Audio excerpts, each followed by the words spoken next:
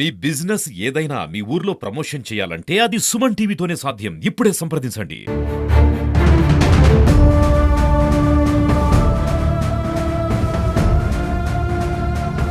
తిరుమలలో మాంగళ్య పూజ పేరిటతో పలువురు మహిళల్ని మోసం చేసినటువంటి వ్యక్తులని పోలీసులు అదుపులోకి తీసుకున్నారు.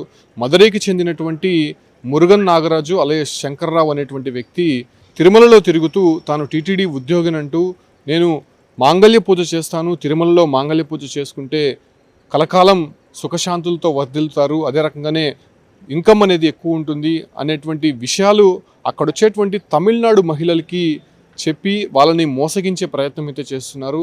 అయితే ఇటీవలే ఒక మహిళని మోసం చేసినటువంటి ఘటన బయటకు రావడంతో అతను గతంలో చేసినటువంటి లీలలన్నీ కూడా బయటపడ్డాయి. అయితే తిరువన్నామలైకి చెందినటువంటి ఒక మహిళ అఖిలాండం వద్ద పూజలు చేస్తున్నటువంటి సమయంలో తాను టీటీడీ ఉద్యోగిని, తిరుమలలో మాంగళ్య పూజ చేసుకుంటే ఎంతో మంచిది అని ఆమెని నమ్మపలికి పక్కనే ఉన్నటువంటి ఒక షాపింగ్ మాల్కి తీసుకెళ్ళి అక్కడ తన దగ్గర మట్టి గాజులు, అదే రకంగానే ఆమె ఏదైతే మంగళసూత్రం ధరించి ఉందో దానికి తరహాలోనే మరికొన్ని గిల్టి నగల్ని అతను కొనుగోలు చేసి ఆ మహిళ దగ్గర అవి ఇచ్చి ఆ మహిళ దగ్గర ఉన్నటువంటి మంగళసూత్రం, ఇతర బంగారు వస్తువులన్నీ కూడా అతను తీసుకొని మీరు వెళ్ళి పుష్కరంలో స్నానం ఆచరించి శ్రీవారి ఆలయం ముందుకి రండి, అక్కడ మాంగళ్య పూజ చేస్తాను అని నమ్మబలికిన తర్వాత వాళ్ళంతా కూడా నమ్మి అటువైపుగా వెళ్ళినటువంటి తరహాలోనే ఈ ఒక్క మురుగన్ అనేటువంటి వ్యక్తి ఈ నగలతో ఉడాయించినటువంటి పరిస్థితి. సో ఇదే ఘటనలు అనేకం జరిగినట్టయితే పోలీసు విచారణలో తేలింది. అక్కడ మన సీసీ ఫుటేజ్లో కూడా చాలా క్లారిటీగా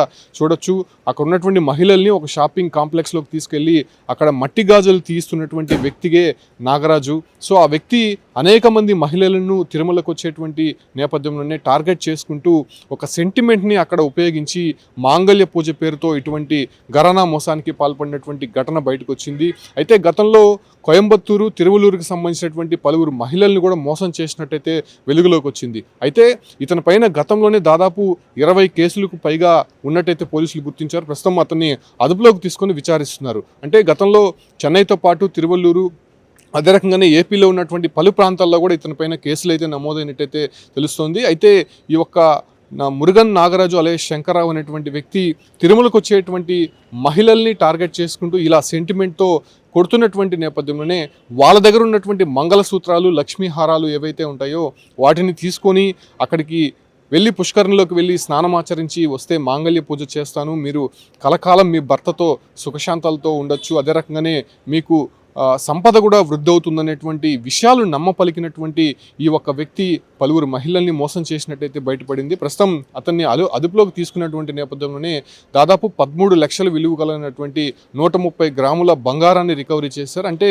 ఇతని దగ్గర 100 గ్రాముల బంగారులు ఉన్నాయంటే అతను ఎంతమందిని మోసం చేసి ఉండాలి. పలువురు భక్తులు మోసపోయినటువంటి నేపథ్యంలోనే బయటికి తెలిస్తే తమ పరువు పోతుందనేటువంటి విషయాలు గ్రహించి అక్కడ నుంచి సమాచారం కూడా ఇవ్వనటువంటి పరిస్థితి. అయితే పోలీసులు ఒకటే కోరుతున్నారు, ఇతని దగ్గర మోసపోయినటువంటి మహిళలు కానీ వ్యక్తులు ఎవరైనా ఉంటే మాకు సమాచారం ఇవ్వాలని చెప్పి కూడా పోలీసులు కోరుతున్నారు.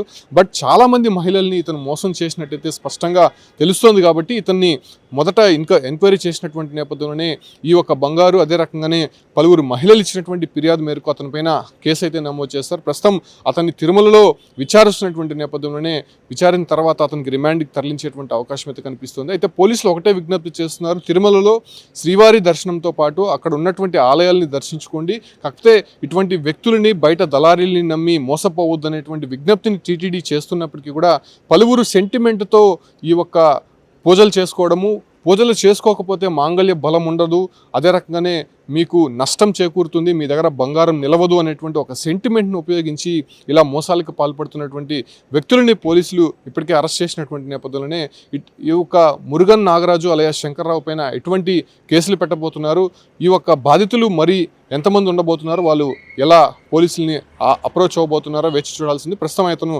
పోలీసుల అదుపులో ఉన్నాడు కాబట్టి కేసు నమోదు చేసి విచారణ చేసినటువంటి పరిస్థితి తిరుమల కనిపిస్తోంది.